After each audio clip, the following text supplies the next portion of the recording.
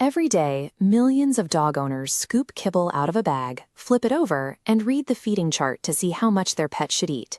We treat those rows and columns as gospel. Yet, even as over half of modern pet dogs struggle with their weight, their owners are often following these exact guidelines to the letter. While regulatory groups like the Association of American Feed Control Officials require manufacturers to print feeding directions on the packaging, there is no strict, mandatory formula dictating exactly how those recommended portion sizes are calculated. When Tufts University researchers analyzed commercial pet food guidelines, they found a massive discrepancy. The label's recommendation overshot actual caloric needs by up to 61%.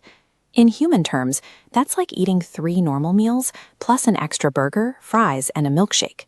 The numbers printed in bold type on the packaging look like precise science, but they are often an unregulated guess that works against your pet's health.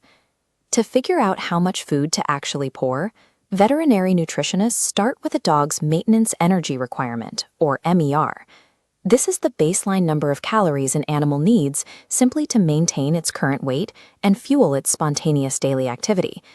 The problem is that many manufacturers base their MER formulas on the calorie burn of highly active or working dogs. Unless your dog is actively herding sheep or running agility courses for hours a day, they do not fall into this category. The vast majority of modern house pets biologically classify as low activity or completely inactive. Then there is the issue of physical size. This graph illustrates metabolic scaling. Notice how the calories required per pound drop as the dog gets larger.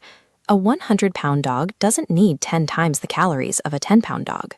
By applying flat rate math, labels consistently recommend more calories than large dogs burn. That static chart assumes your dog is a high-performance athlete whose biology scales in a perfectly straight line, ignoring the reality of the animal living in your home. There is another major biological variable the bag cannot predict: your dog's neuter status. After a spay or neuter procedure, a dog undergoes a drastic physiological shift. Their baseline metabolic rate drops significantly, while their appetite can simultaneously spike by up to 63%.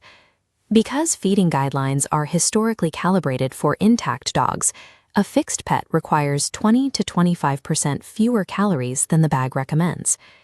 Even if you measure that exact kibble portion perfectly, there is a secondary trap. Owners rarely subtract the daily calories from training treats, dental chews, and table scraps.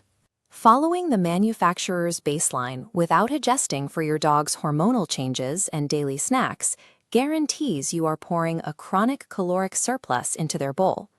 2 dogs of the exact same weight can have up to a 30% difference in their actual daily caloric needs. A printed chart on cardboard is never going to capture that nuance.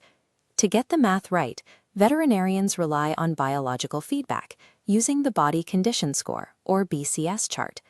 This diagram shows an ideal score of 4 or 5 out of 9.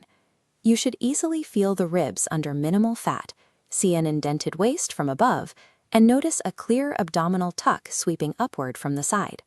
If you want to find the true starting point for your pet, abandon the bag. Instead, use a clinical veterinary calorie calculator, one that asks for your dog's specific neuter status and real-world activity level. Once you have that customized daily total, strict math applies. You must subtract the calories for every treat and chew before you pour a single scoop of kibble.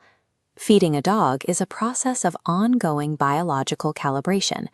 A printed chart serves as a rough guide, but the final adjustments must come from monitoring the animal's actual body.